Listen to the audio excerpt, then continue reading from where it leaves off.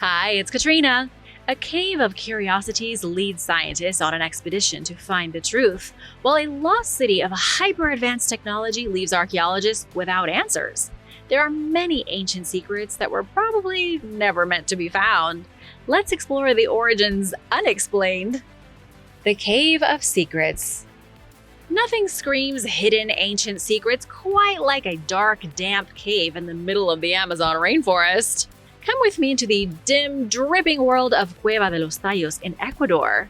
This place, also known as the Cave of the Oil Birds, shot to international fame in the 1970s thanks to some truly outrageous claims.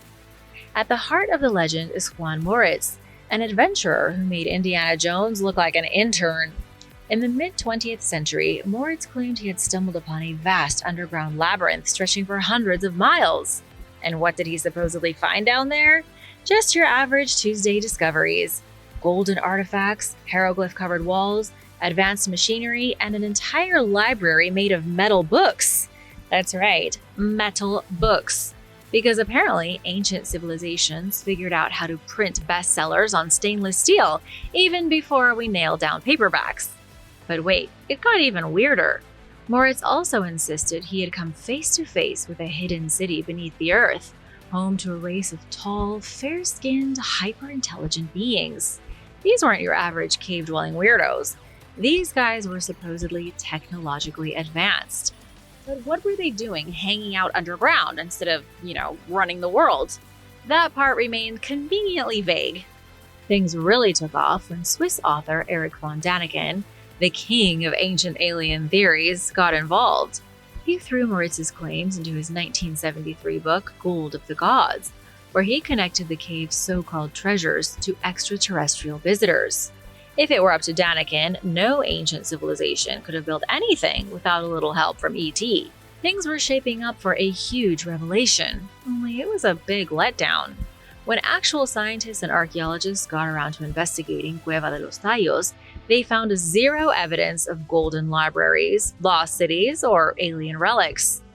What the heck happened? Did they pack up and leave after Moritz's visit? Or was Moritz lying about what he found?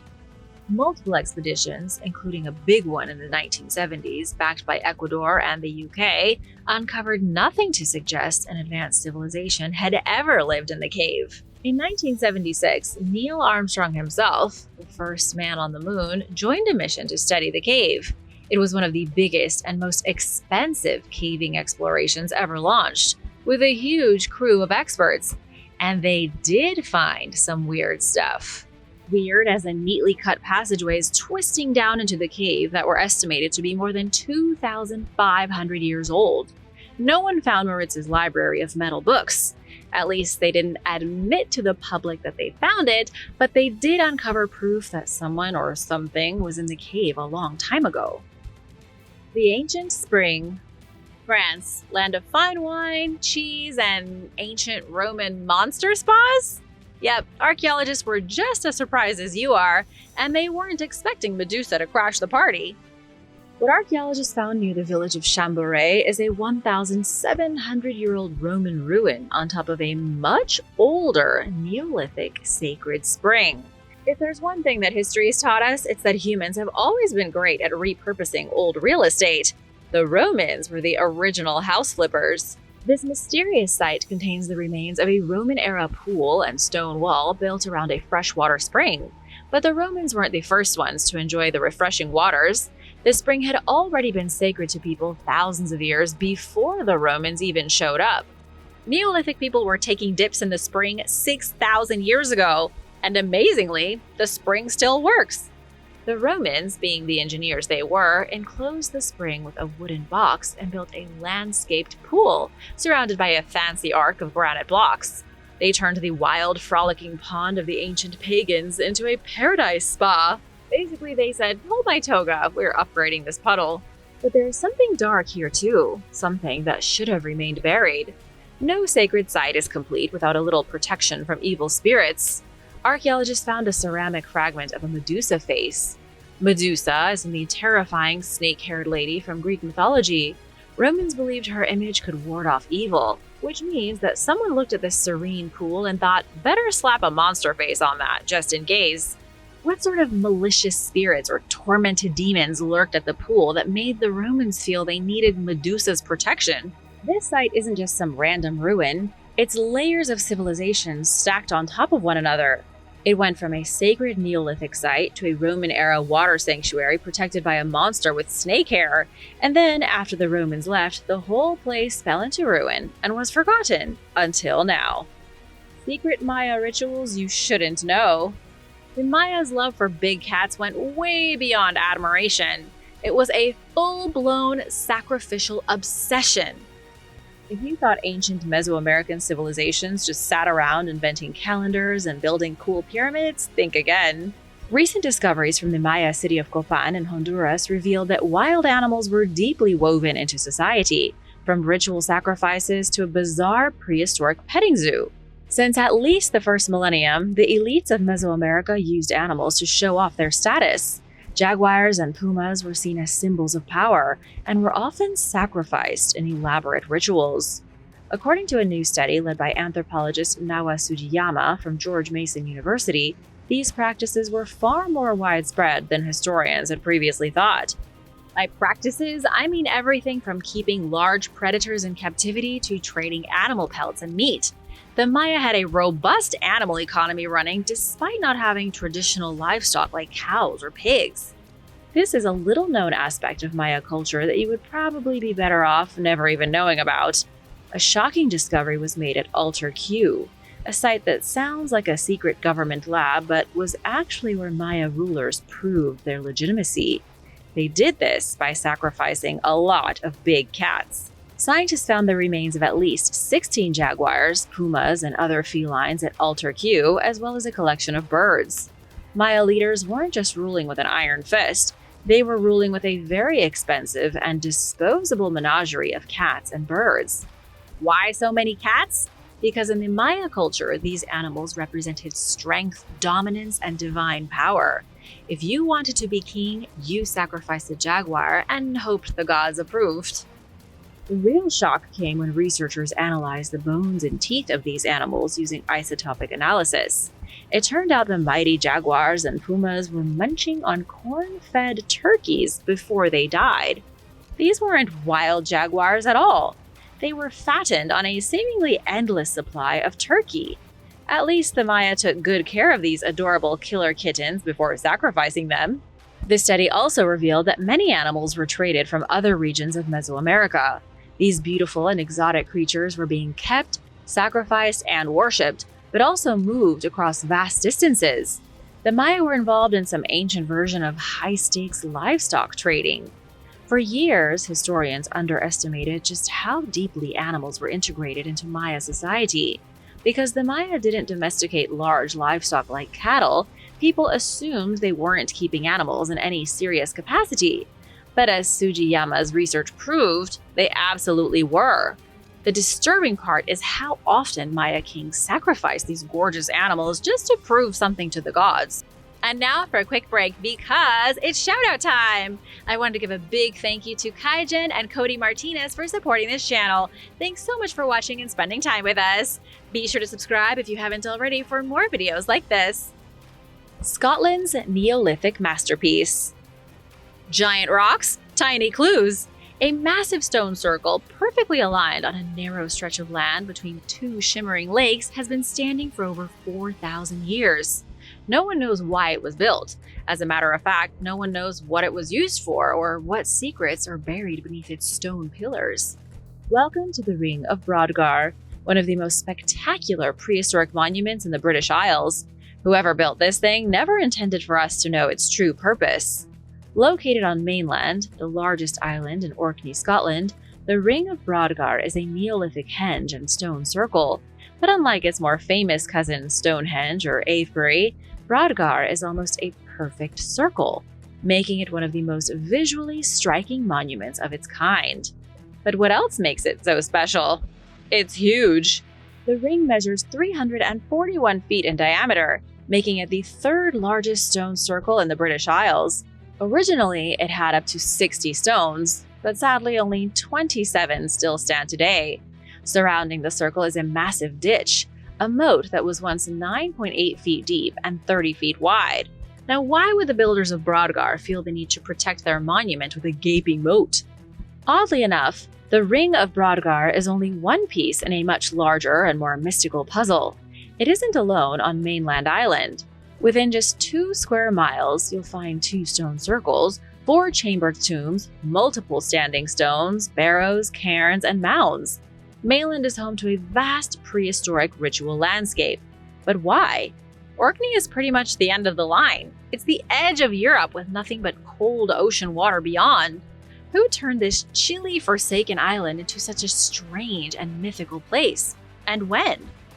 Estimates place Brodgar's construction at between 2500 and 2000 BC. However, attempts at scientific dating have so far been inconclusive. In 2008, an excavation project aimed to uncover more about its age, but results are preliminary. In other words, maybe the stone circle is 4,500 years old. Maybe it's 10,000 years old. The dating has yet to be confirmed. And although scientists don't know the exact purpose of the Ring of Brodgar, of course there are several theories.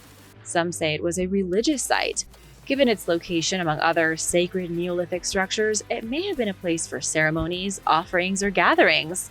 Or it may have been an astronomical observatory used to track the movements of the sun, the moon, and everything else. Maybe they were just really into stargazing. In the 9th century, when Scandinavian invaders reached Orkney, they brought their own legends and religious beliefs. They called the Ring of Brodgar the Temple of the Sun. Young couples would pray inside the circle to Odin, making vows to the All-Father in what they believed were sacred temples. The Odin Stone was a sacred rock where people would clasp hands through a hole to swear oaths, at least until a farmer destroyed it in 1814. With its majestic size, perfect circular shape, and surrounding sacred landscape, the Ring of Brodgar remains one of the greatest enigmas of prehistoric Britain. Was it a ritual center, a celestial observatory, or something even more profound? A lost capital of ancient technology. So apparently, history forgot to mention the ancient civilization with power tools, or at least that's what these perfectly drilled holes are making us wonder. Deep in the Anatolian heartland of Turkey lies the ruins of Hattusa, the once mighty capital of the Hittite Empire. But could this site hold more than just the ghosts of an empire? Could there be evidence of lost ancient high technology?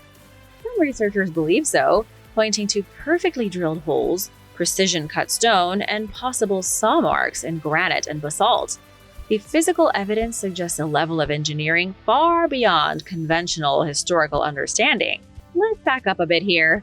You may not know Anatolia, the Hittites, or Hattusa, so let me tell you a little bit about them. For centuries, history has focused on the great civilizations of Egypt, Mesopotamia, and Assyria, but there has always been a fourth superpower of the ancient Levant lurking at the edge of scholarly interest. That fourth civilization is the Hittites, a dominant force in the ancient world.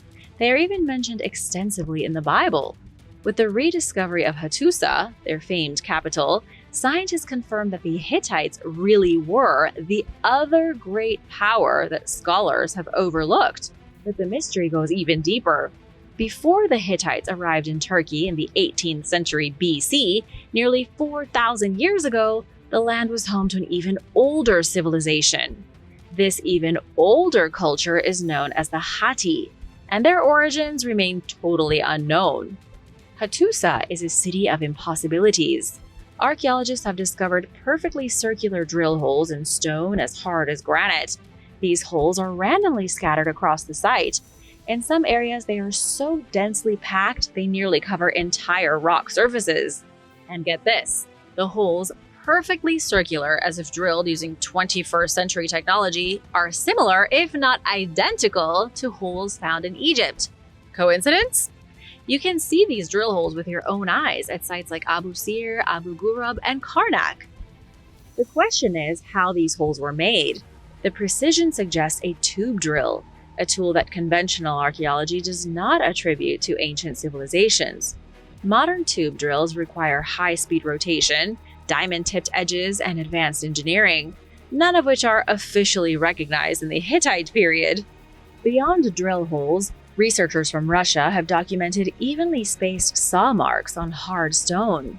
These marks resemble those made by mechanized, high-speed saws rather than traditional hand tools. And you know what's conveniently missing from these stones? Chisel marks. It's like they skipped that chapter in Ancient Stoneworking 101. You would expect a 4,000-year-old civilization with access to stone technology to use chisels when cutting rock, but there are no chisel marks. Similar unexplained sawing techniques have been found at other ancient sites in Peru, like Sacsayhuaman and Ollantaytambo. As you can probably guess, most mainstream archaeologists dismiss the idea of lost ancient technology. Scientists attribute these precision cuts to bronze saws with sand abrasives. Alternative researchers argue that the level of precision, symmetry, and material hardness points to an unknown technology, perhaps one that was lost over time. Researchers already know the Hittites were masters of metalwork, being among the first civilizations to develop iron smelting. Could they, or the mysterious Hatti before them, have used more advanced tools than we currently recognize? Or could they have possessed superior knowledge inherited from an even earlier civilization? What do you think? Shocking family feud. The ancient Moche culture just took family drama to a whole new level.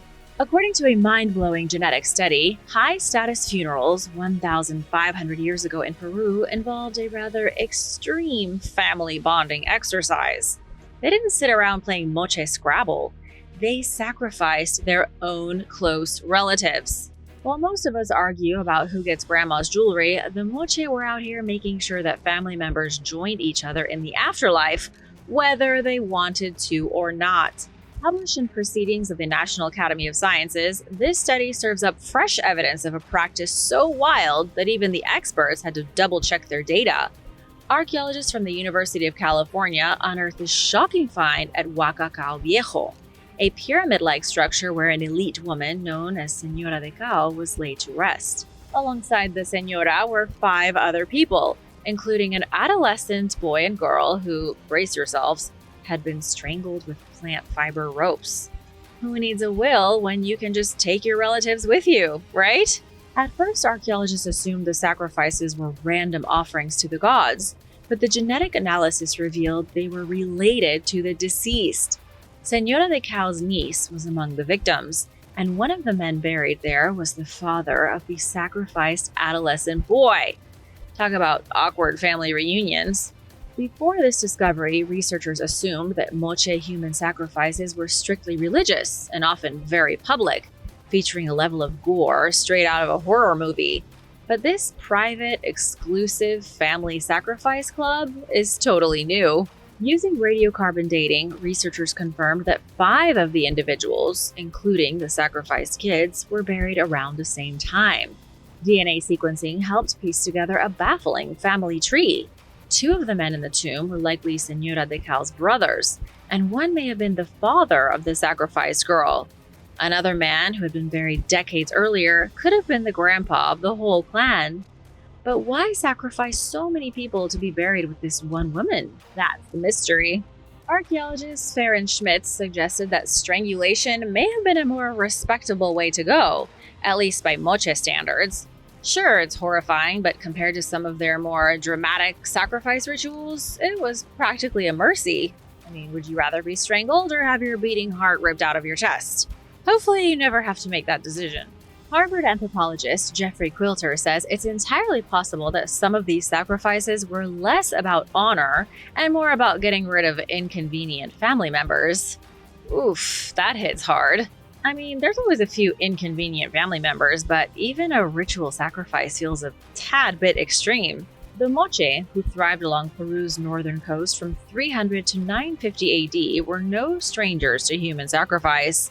But this discovery is a game changer, revealing new layers of their social and religious practices. It just so happens that some of those practices would have probably been better off staying forgotten. More high-status Moche burials will need to be studied to determine if this family-based sacrifice was a common ritual or just a one-off case of extreme inheritance planning. Strange ancient objects. Archaeology gives us a front-row seat to the fascinating spectacle of human history, except sometimes it leaves you on a cliffhanger and then ghosts you. Like, here's a weird rock, figure it out, and then just poof. Some ancient finds remain so baffling that even the sharpest scientific minds are left scratching their heads. Take the Neolithic stone balls, for example. Scientists hate these things because they don't know what they were used for. The stone balls have been found mainly in Scotland and date as far back as 3,200 years ago. More than 425 of these oddly carved spheres have been found, each about the size of a cricket ball. Or for my non-cricket playing Americans, a bit larger than a tennis ball and smaller than a baseball. According to Natasha Harlow, a research fellow at the University of Nottingham, their decorative designs match Neolithic pottery and monuments. Some balls were found in burial sites, others in settlements, and none seem to form a set. Their original purpose is a mystery. Were they ancient toys, sacred relics, very inconvenient bowling balls? No one knows. But if you have a guess, let me know in the comments. The Neolithic balls are a mystery that will likely never be solved, just like the Roman dodecahedra. Scientists are helpless to understand. Much like the Neolithic balls, Roman dodecahedrons have been found all over the place, especially in the Northwest Roman Empire. They date to Roman Britain from 43 to 410 AD. Around 130 have been discovered, and they are all finely crafted from copper alloys. The catch is that they never appear in Roman art or literature, and barely show any signs of wear. I don't know which artifacts are more bizarre.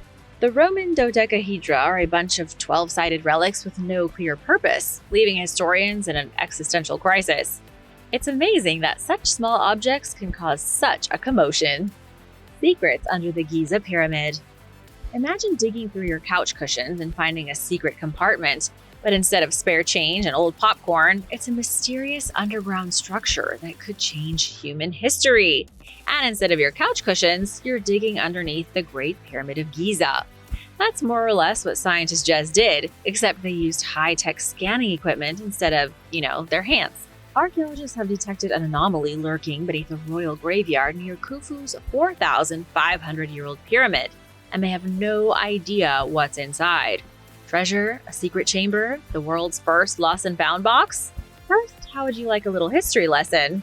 Don't worry, it's the fun kind. The Great Pyramid of Khufu, Egypt's biggest and oldest pyramid, was built to honor the pharaoh of the same name. If you were a big deal in ancient Egypt, you got a massive stone monument, which you already know. Surrounding the pyramid is an ancient cemetery packed with above-ground tombs called mastabas. These mastabas belong to Khufu's family and top officials, but one area in this necropolis stood out as unusual, a patch of land with nothing on it. No tombs, no markers, not even a no parking sign. Naturally, scientists got curious. Between 2021 and 2023, a team of researchers from Japan's Higashi Nippon International University, along with some others, decided to take a peek. But they peeked without physically digging. Using ground-penetrating radar and electrical resistivity tomography, which is sort of like an X-ray machine for the Earth, they scanned the empty space. And guess what? They found something weird. According to their report, the scans revealed a mysterious L-shaped structure connected to something even deeper underground. This was not a natural formation, so it was definitely made by humans, or time-traveling aliens. I don't know. The question now is, what is hiding underneath the anomaly? The top structure is about 33 feet long and buried 6.5 feet underground. Scientists think it was originally an entrance, but was later filled in with sand. Beneath the sandy, sealed entrance is a deeper, highly resistive anomaly. In science speak, that means researchers have no clue what they're dealing with. Life Sciences' Owen Jarris reports that this lower structure could be an empty chamber, a storage area, or a place packed with sand and gravel. Worst case scenario, it's ancient Egypt's least successful basement renovation project. In a best case scenario, this could be the hidden tomb of a king, a lost library, or a sealed coffin with an Anunnaki's body in it. Excavations are officially underway, and experts are eager to see what's hiding underground. If archaeologists do find treasure, they better watch out for the curse of the pharaohs. Whatever they uncover, I'll be sure to keep you posted. A special investigation into the Anunnaki. Ah yes, the Anunnaki. ancient deities, celestial overlords, or the original influencers of Mesopotamia. Some say they were gods, others claim they were ancient astronauts. A few conspiracy theorists are still convinced they run an underground coffee shop on Mount Hermon. But who were they really? Who were the Anunnaki? The name Anunnaki means those who came from heaven to earth. Sounds dramatic, right? In Sumerian mythology, the Anunnaki were the offspring of Anu and Ki, the sky god and the earth goddess. This is interesting because biblical tradition has a similar tale, with half-divine beings known as the Nephilim being born from the union of angels from the sky and human women from earth. Were the Anunnaki the Nephilim with a better PR team? One of the most famous sources on the Nephilim is the Book of Enoch, a text so controversial it got booted from the Bible's official canon faster than a bad contestant on a reality show. Early church fathers like Clement of Alexandria and Tertullian vouched for Enoch's authenticity, but eventually theologians decided not to include the part about rogue angels and their giant offspring destroying the planet. According to Enoch, a rebellious squad of 200 angels called the Watchers decided to seduce human women. Of course, this led to the birth of giants. Big, hungry, and apparently very destructive. The giants eventually started eating everything, including people. But you're probably wondering what any of this has to do with the Anunnaki. The truth is that a lot of scholars believe the Anunnaki are directly connected to the Nephilim, if they aren't one and the same. Scholars like Edward Lipinski, who found that ancient Mesopotamian texts identified the Anunnaki's stomping grounds as none other than Mount Hermon. Mount Hermon was where the rebellious Watchers supposedly landed when they fell from heaven, and where they swore their unholy oath and set up a giant-making factory. Coincidence? Probably not. But does this mean the Anunnaki were aliens or gods? Did they manufacture humanity and giants? The best guy to ask might be Gilgamesh, the famous Sumerian king and part-time demigod who traveled to Mount Hermon in search of pre-flood wisdom over 3,000 years ago. According to the Epic of Gilgamesh, he was 2/3 god and renowned for his bodily stature. Ancient texts even describe his measurements, standing at a whopping 16 to 18 feet tall.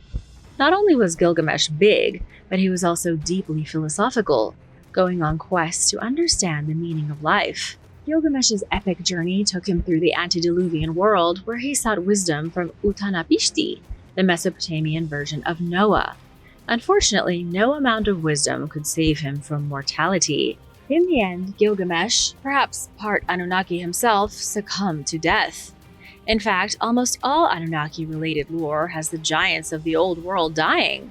In Enoch, God was so displeased with the Watchers that he ordered them to be bound and thrown into the earth's valleys for 70 generations. Meanwhile, in Greek mythology, the rebellious Titans were locked in Tartarus, which, fun fact, is the same word used in Peter 2:4 to describe where the fallen angels were sent. It's all connected, like some ancient cinematic universe where gods, giants, and rebellious angels all share the same lore. Maybe we haven't gotten to the bottom of just who the Anunnaki were or where they came from, but the connections are worth making. The Anunnaki, the Nephilim, Gilgamesh, the Greek Titans, the Olympians, the fallen angels. It's all one story. Whether the Anunnaki were gods, giants, fallen angels, or the first recorded case of aliens crashing an earthly party, we may never know for sure. What are your thoughts on all of this? Brain-eating cannibals. Deep inside Mazika Cave in southern Poland, researchers made a chilling discovery that rewrites our understanding of prehistoric life. It wasn't zombies feasting on the living. This was something far more real and disturbing. I have to warn you that things are about to take a dark turn. A fresh analysis of human remains dating to around 16,000 BC has confirmed something shocking. Prehistoric hunter-gatherers in the region were practicing cannibalism, and not just on rare occasions. It wasn't just a festive sort of munching on your neighbor's leg or eating one of your relatives with a side of mammoth meat. This was a regular part of their survival strategy. Let's take a closer look at the find. Researchers examined 63 human bone fragments found in the cave. Using high-tech 3D microscopy, they discovered that 70% of the bones bore cut marks, unmistakable evidence of butchering. The pattern of these marks indicated a preference for harvesting bone marrow and brains. Make no mistake, brains and bone marrow are pretty nutritious and delicious. Not that I know from personal experience. But seriously, what's up with brain cannibalism 18,000 years ago? Scientists think the timing might offer some clues. The last ice age was just starting to fade, and while environmental conditions were improving, population growth may have led to resource shortages. More people meant more mouths to feed. In the fight for survival, some groups may have turned to the ultimate taboo. The evidence suggests that bodies were processed for food shortly after death, meaning these weren't carefully orchestrated funerary rites. When someone died, they were used for food. Researchers propose that intense competition for munchies and territory may have led to violent conflicts, in which the victors quite literally consumed the defeated. The bones from the cave date back to almost 20,000 years ago. It was a time when human populations were expanding across Europe. And this place isn't the only site with suspicious bones. Evidence of cannibalism has been found in at least 5 different locations from the same period. It looks like prehistoric Poles were hungry for humans. But here's something even more outrageous. Cannibalism has been reported as far back as 800,000 years ago. People have been eating people for almost 1,000,000 years.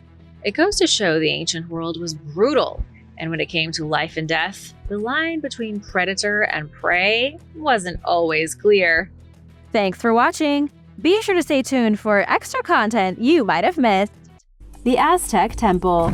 The remains of an ancient Aztec palace have just been discovered underneath a modern building in Mexico City. It happened during renovations in the Zócalo Plaza in the heart of Mexico City's historic district. Beneath the floor of the modern structure, researchers found a primitive stone floor that was likely part of a large palace used by an Aztec ruler. Researchers believe it also could be the mysterious palace taken over by Hernán Cortés after the fall of the Aztec Empire. There is some evidence that Cortés used some of the palace's materials to build his own home inside the ancient site after it was razed by the Spanish conquistadors. But the truth of the palace is still a bit of a mystery. We know that the ruler Ajayacat ruled from between 1469 to 1481 and was one of the very last rulers of the empire before the Spanish showed up, but we don't know how grand his palace was. Archaeologists can't actually dig out the entire area because it's covered by modern structures. The building that was being renovated is a historic pawn shop first built in 1755. As you can tell, a lot of the mysterious past of the Aztec capital, known back then as Tenochtitlan, has been erased, or at least buried under the floors of shops and restaurants and other local businesses. We may never see the true scope of how huge and imposing the old Aztec palaces were. Nubian Cathedral. Archaeologists have found the ruins of a huge Nubian cathedral from the medieval era in Sudan, and they don't quite know what to think of it. Archaeologists were digging in the country's north near Old Dongola. They found the destroyed bones of the largest Nubian church in the region, suggesting the ancient cathedral may have been a seat of power for the Nubian archbishops who lived during the kingdom of Makuria in the middle of the 6th century, when Christianity arrived in the region and took hold. What's truly shocking is that nobody expected to find a church here. The excavations were done with the help from the Polish Center of Mediterranean Archaeology. They used special sensing techniques to look for empty spaces underneath an old citadel. They had expected to find some kind of town square, not the bones of what had once been a megalithic structure of worship. They found at least 2 walls of the church, each decorated with colorful paintings. They also found the ceiling of a large tomb, though they have no clue who may have been buried inside the tomb or what secrets it holds. They have yet to dig down into it, and so there could be anything hidden in the subterranean lair. It could be the final resting place of a prestigious, unknown archbishop. As for the small city itself, it prospered until the 14th century when Islam made its way into the area, along with military forces from Egypt, eventually reducing the Nubian kingdom to ashes. Empuries. The Empuries archaeological site is one of the most important places in all of Europe. It's located in Spain in the province of Girona. Thousands of years ago, there were 2 important cities here. There was the Greek city of Emporium and the Roman city of Emporiae, and they actually existed in relative peace right beside one another. It was from here the Greeks and Romans spread their influence into what is modern-day Spain. Today, it's the only archaeological site in the region where you can find settlements built by Greece and Rome in close proximity. But there's a lot of mystery here too. The Greeks built their city in the 6th century BC as a commercial settlement, and the Romans built theirs in the 1st century BC, about 500 years later. The two cities prospered from trade and never fought with one another. However, it was in the 3rd century AD that the region was abandoned. People from both cities picked up and walked away, and over time their great structures, palaces, and monuments were lost. To this day, archaeologists can't pinpoint a reason why this happened. The only structures remaining are degraded beyond repair, nothing more than loose bricks and crumbling mud walls. But more clues could come with more excavations. Only around 25% of the region has been uncovered so far. Archaeologists are still digging, with many experts convinced there is some kind of treasure buried here just waiting to be found. China's ancient city. There is no ancient place in China more mysterious than Sanqingdui. It was only discovered about a few decades ago and still has historians scratching their heads when they try to figure out who lived here, where they came from, and where they went. Archaeological evidence has shown that the mysterious city dates back 3,000 years. Still, the origins of this city remain unknown. The first discovery was made here in the 1980s, when researchers found 2 pits filled with elephant tusks, mysterious golden masks, bronze figures that resemble alien visitors with bulging eyes and weird features, and other strange artifacts unlike any other relics found in China. This is pretty cool because China is huge.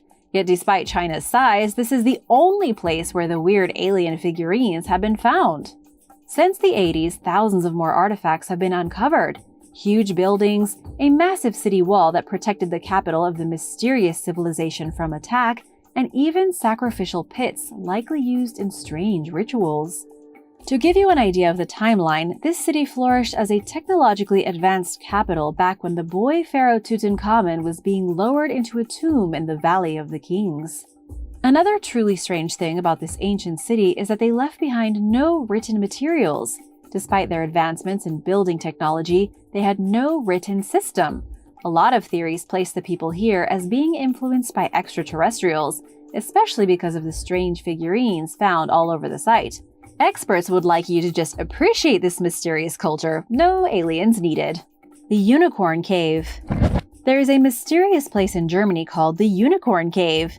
No, it's not home to a mythical race of unicorns. Instead, it was the recent site for one of the most important Neanderthal discoveries in history. The Unicorn Cave is in the Harz Mountains. The cave was likely used by our Neanderthal ancestors as a place of shelter for tens of thousands of years. During all that time as cave people, they learned how to do something that has shocked scientists to their core. This shocking discovery came in the form of a bone, a toe bone from a deer to be exact. The toe bone has been dated back 51,000 years. This was right around the time that Neanderthals went extinct. They lived from between roughly 400,000 to 45,000 years before today, at which point they began being replaced by real humans. The toe bone was so fascinating because it was found with curious patterns carved on it. This has proven to be the earliest example of a humanoid creature creating artwork on purpose. Scientists say a Neanderthal picked up the bone, carved geometric symbols into it, and then probably kept it as some kind of symbolic treasure. Nobody knows what the symbols mean, or rather what they meant to the Neanderthals. Until now, nobody even believed that Neanderthals could create art. We thought these were advanced, monkey-like human things that made grunting sounds and clacked stone tools together.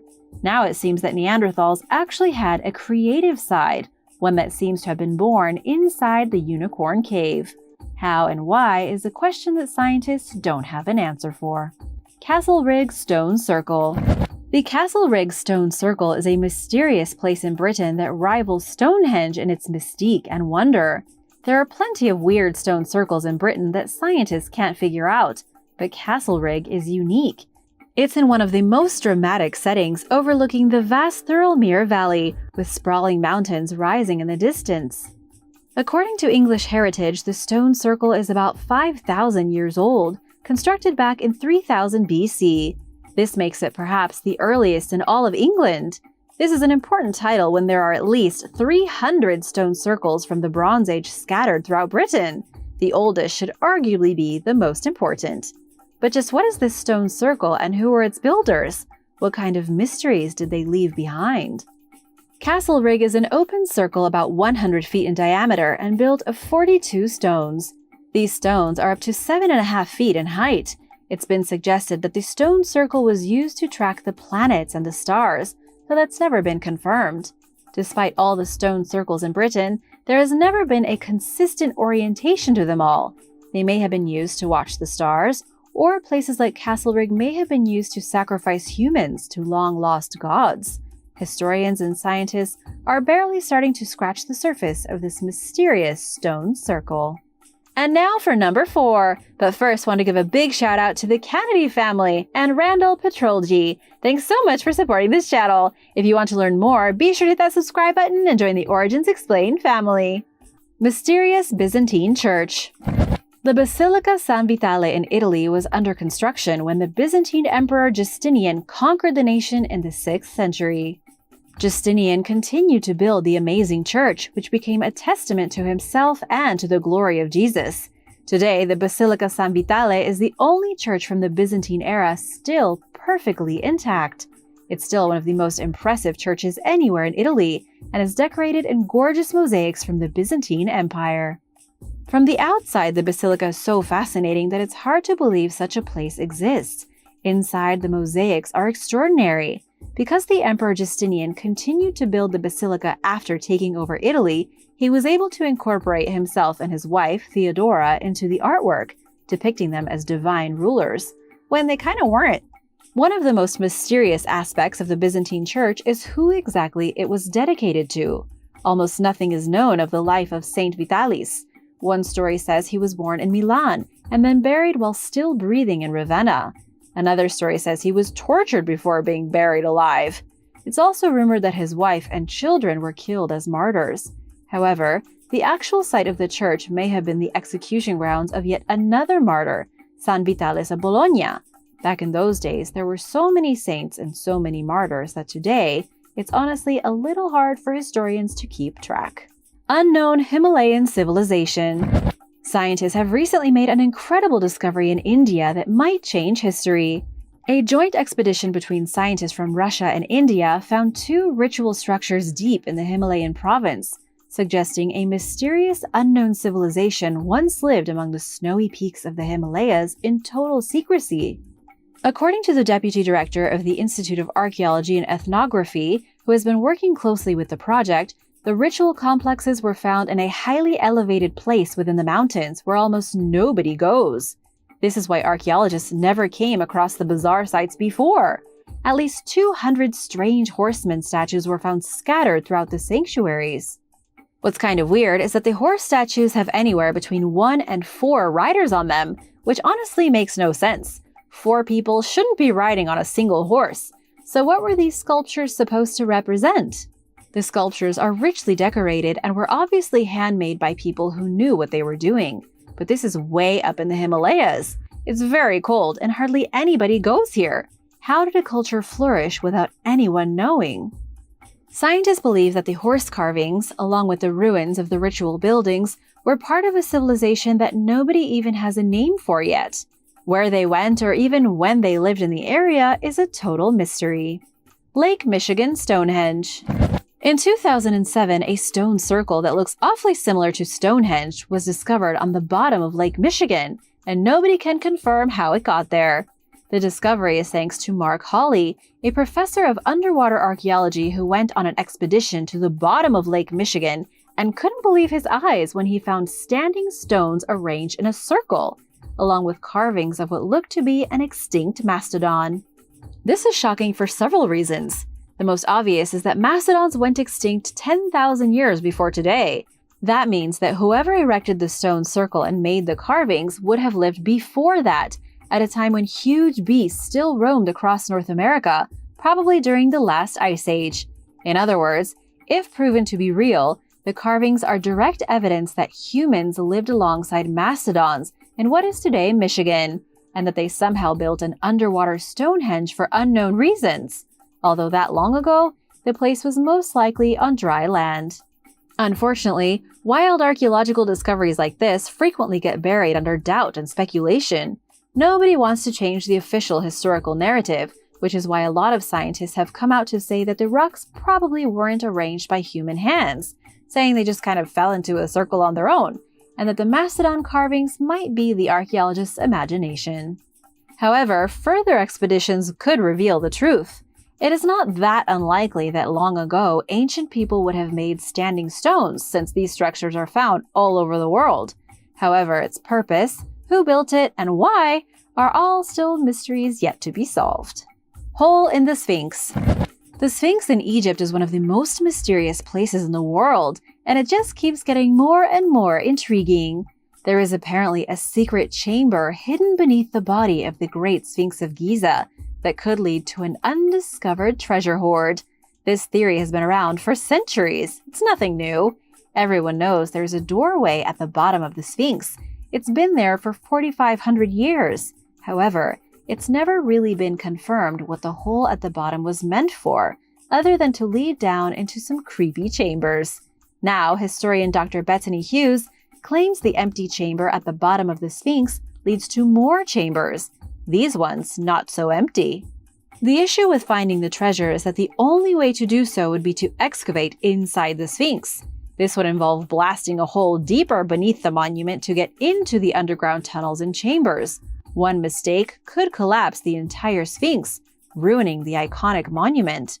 It's believed that the chambers were sealed so effectively back in the days of Pharaoh Khufu that there is no way to see their entrances. The only way to get in is by force, which the Egyptian government is definitely not going to allow. Scientists are hoping to scan the Sphinx to perhaps find another entrance, or at least be able to take a look inside in search of the hidden chambers, which may hold lost treasures and hidden mummies. Thanks for watching! What do you think is inside the Sphinx? Which of these mysterious places would you like to visit? Let me know in the comments below, and don't forget to subscribe for mysterious archaeological discoveries. See you next time! Bye!